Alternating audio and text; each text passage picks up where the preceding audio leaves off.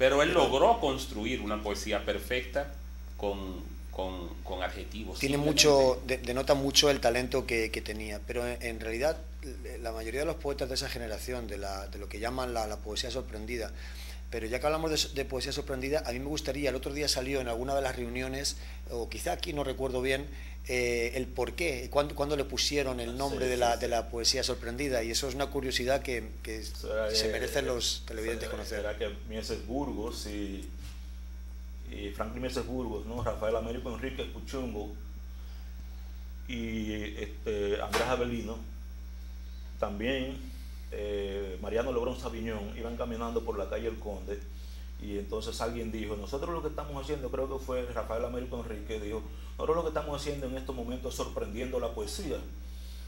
Y entonces dijo Andrés Avelino, dijo Lebrón Sabiñón, dijo, bueno, entonces nosotros somos los poetas sorprendidos. Bueno, pues vamos a poner en movimiento la poesía sorprendida.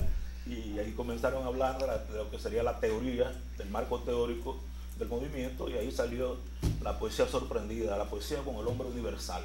Señores, Balaguer tiene un libro sobre literatura dominicana de los años 40, 50, y Balaguer habla aquí criticando la poesía de los sorprendidos, que dice que no se identifica con la esencia de la dominicanidad, que buscan a un hombre universal que no es necesario, que podían escribir una poesía mucho más dominicana.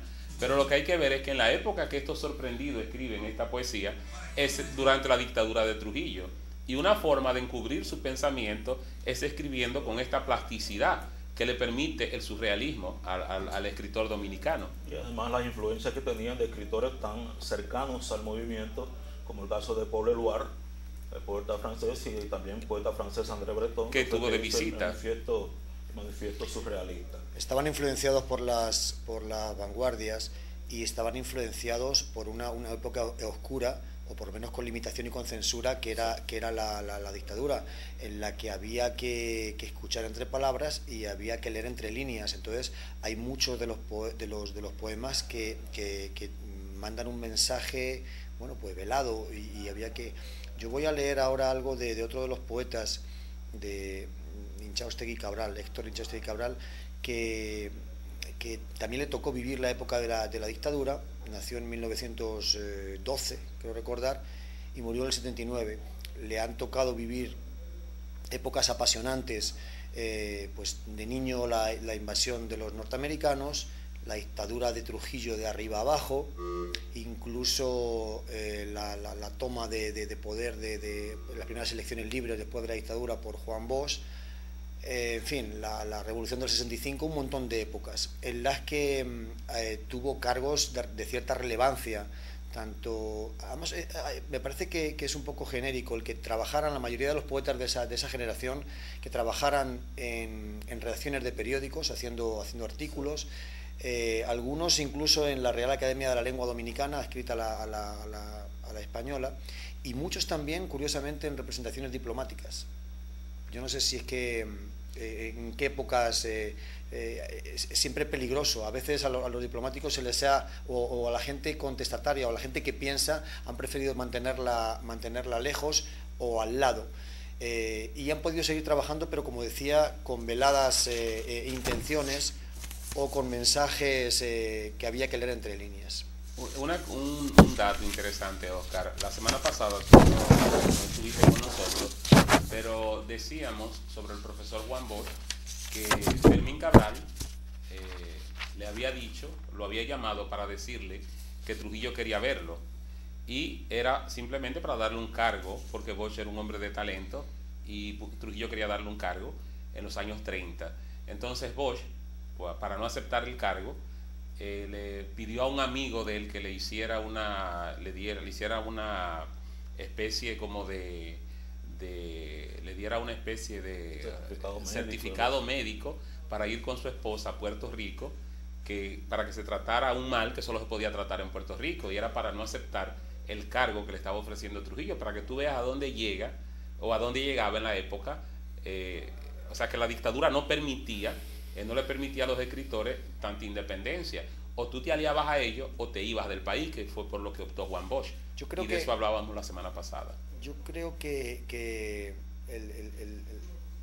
la templanza de Rafael Hernández Trujillo, la seguridad que tenía de que nadie se iba a atrever dentro de su régimen en atentar directamente contra él, aunque fuera escribiendo, que a la gente, a los intelectuales, a la gente que destacaba un poco por su facilidad de palabra o por sus conocimientos, le daba puestos de cierta responsabilidad, porque no se imaginaba ni por lo más remoto que nadie se atreviera a hablar en contra. Entonces eso lo daba por entendido, y así pasó con muchos autores que luego, leyendo entre líneas, como decía antes, se ve claramente que están lanzando un mensaje. En el poema que voy a leer, que es un poema, bueno, a mí me parece que a mí me conmovió cuando lo leí, que es Canto triste a la patria bien amada, de don Héctor Inchaustegui Cabral. Sí que si uno se pone a analizar cada uno de los versos, o por lo menos algunos de los versos, entiende el mensaje clarísimamente. Yo, si les parece bien, lo voy a leer. Patria. Y en la amplia bandeja del recuerdo, 2 o 3 casi ciudades, luego un paisaje movedizo visto desde un auto veloz, empalizadas bajas y altos matorrales, las casas agobiadas por el peso de los años y la miseria, la triste sonrisa de las flores que salpican de vivos carmesíes las diminutas sendas.